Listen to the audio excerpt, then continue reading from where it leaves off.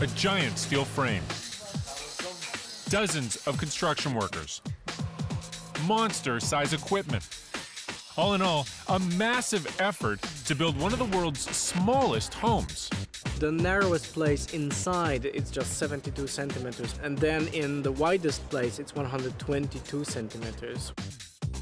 This whole house has a footprint of just 14 square meters. That's smaller than your average master bedroom. Walking by, you could easily miss it.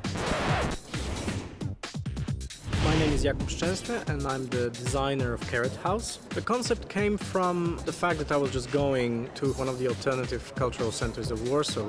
And on my way, I suddenly just turned my head left and just stumbled upon this strange gap. That gave Jakub, an architect and avid supporter of Warsaw's burgeoning cultural scene, an idea. Why not fill the gap and give artists a free place to live and work? Keret House is an insert with life into an empty, dead space, and this is something that excited me so much. Building the triangular frame was tough enough.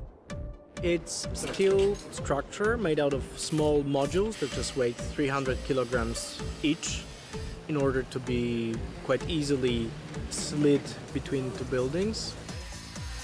Laying the foundation, directing construction crews, and moving heavy machinery in such a small space, that was a logistical nightmare. A special crane was brought in from Germany to mount the base. The rest had to be built by hand. 2 months later, Keret House was complete. But Jakub's job wasn't done.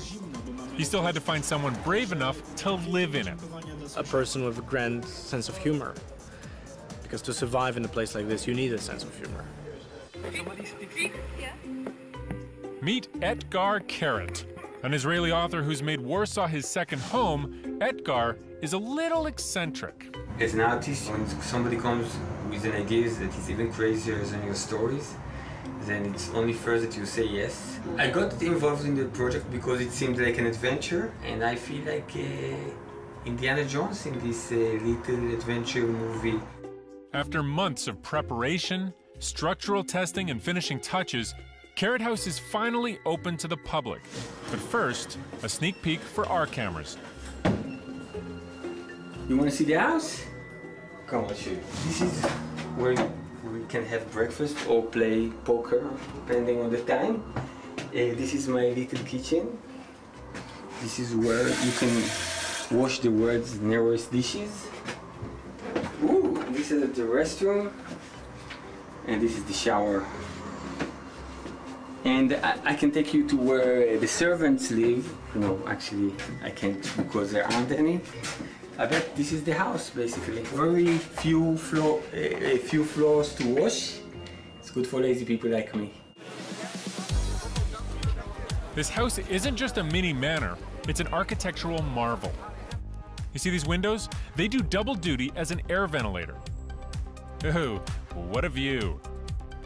The side walls have a condensed nano foam core sandwiched between two sheets of white steel.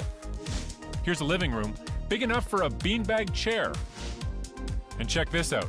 The grand entrance and exit, a trap door operated by remote control. This in front of me is the writing compartment where Etgar has already put his books. I'm sitting just above the bed, the sleeping compartment, where you have a nice western light entering right now. Polycarbonate roofing lets in plenty of natural light. To avoid claustrophobia, we decided to use white as primary and basic color and have also as much light as possible. Keret House uses all LED lighting with its electricity graciously donated by the next door neighbors. I think it's as narrow or as small as a house can be and still feel like a house. Etgar's main problem may not be the lack of space. The biggest challenge for me here to go to take a pee in the middle of the night because you have to climb this ladder. At the beginning I thought it was a joke. Etgar will be Keret House's first resident, but not its last. In the heart of Warsaw, Jakub envisions a virtual studio where artists and writers from around the world can come to create and collaborate. Keret House is supposed to stand for cooperation, interaction, synergy, different cultures, elements that are in many cases neglected or denied or forgotten, as the space was forgotten for years.